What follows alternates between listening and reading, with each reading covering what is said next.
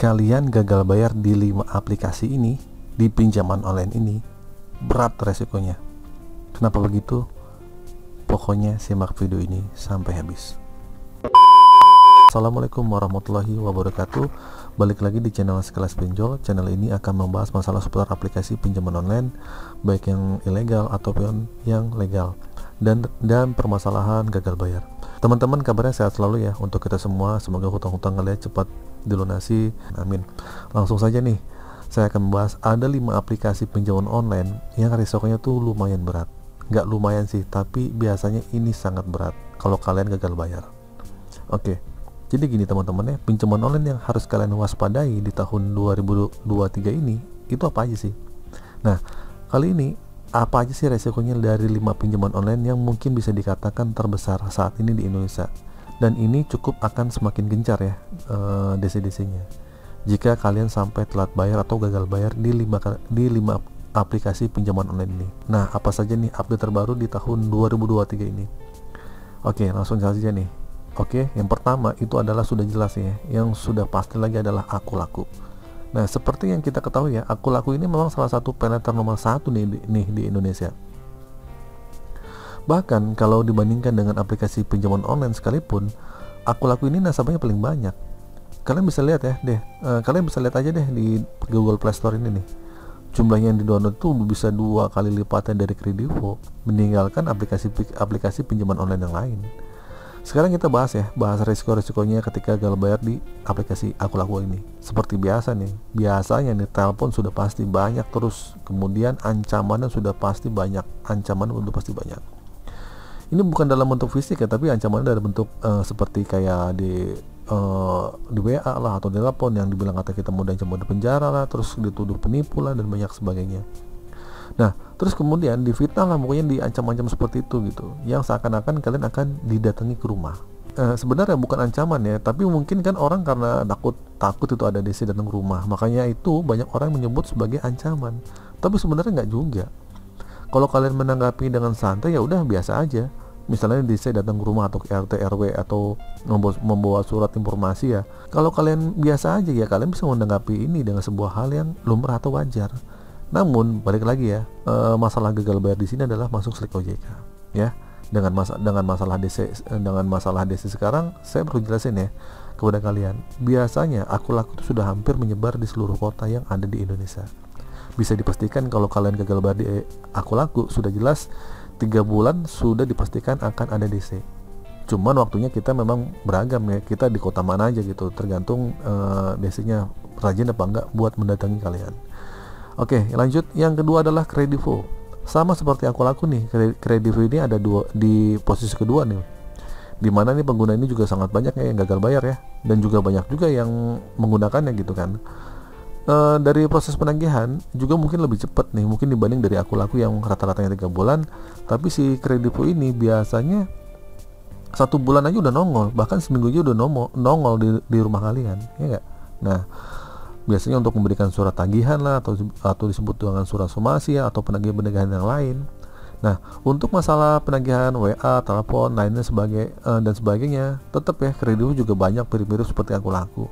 Jadi 2 paylater ini emang paling berat kalau kalian gagal bayar di sini ya. Jadi udah pasti DC-nya udah ada gitu untuk di kota-kota besar. Terus 2 masuk slik OJK, akan didatangi DC dan sebagainya. Oke, lanjut yang ketiga yaitu kredit pintar.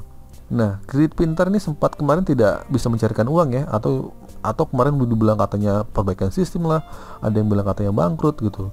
Tapi sempat kemarin ada yang bilang bangkrut dan sebagainya gitu. Nah, ternyata si kredit pintar ini masih ada dan beroperasi lagi nih. Ya maklum ya, mungkin mendapat kucuran dana ya dari investor-investornya ya. Dan grup kredit pintar ini sangat besar ya.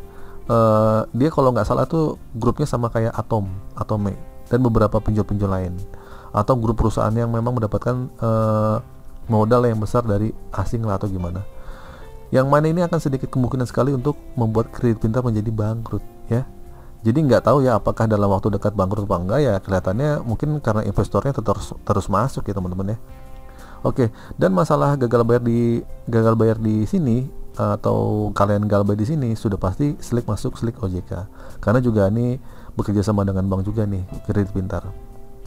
Untuk masalah penagihan sudah pasti ditelepon nih, tiap hari dihubungi, udah pasti bakal dikencar banget, terus bakal hubungi ke kantor kalian, ke tempat kerja kalian gitu kan. Terus kemudian akan didatangi oleh DC yang sudah pasti. Ini kredit pintar juga bukan salah satu yang biasanya hampir terbesar nih di kota-kota besar gitu. Tapi kayaknya sih cuma hanya sekedar Jabodetabek gitu. Ada laporan ya dari subscriber saya, dia didatangi oleh DC kredit pintar, DC-nya katanya songong banget, nggak sopan banget ke kantor gitu kan. Ya begitulah, kredit pintar nggak ke rumah ya kadang ke kantor gitu kan. Jadi sudah dipastikan ya kalau kalian gagal bayar di sini akan didatangi gitu kan. Tapi pun ini nasib-nasiban aja kalau kalian didatangi, dan ini random ya gitu kan. Kalau kecuali kalau hutang kalian kecil, terus kalian di tempatnya di pelosok, mungkin agak minim lah mungkin kalau DC-nya datang. Karena mungkin itu akan menjadi skala prioritas ya yang didaluin. Yang mana dulu nantinya nih didatengin gitu kan. Oke, lanjut yang keempat adalah Tunaiku. Nah, Tunaiku milik Amarbank ya, bank terbesar nih, salah satunya ya itu Amarbank gitu. Yaitu bank yang memang sudah besar. Nah, dan bank ini juga udah terkenal ya, nah gitu kan. Untuk masalah proses penagihan ini gencar banget, rajin banget nih DC-nya gitu kan.